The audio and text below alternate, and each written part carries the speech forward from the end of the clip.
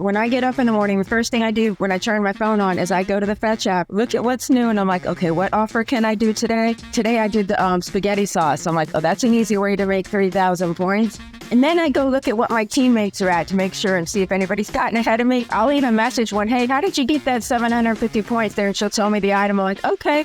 And it's always a bonus when you scan your receipt and then you get something you weren't even expecting. When you hear that ching, ching, ching, ching, and the little Munster guy's going around, and then it shows you a lot of points. I'm like, yeah, that'll do. I'd say 50% of the products that I've tried are new to me. I do like that Barilla pasta, the chickpea one. That one was really healthy. Oh, and I brought that Beyond Meat I tried, and that one was really good.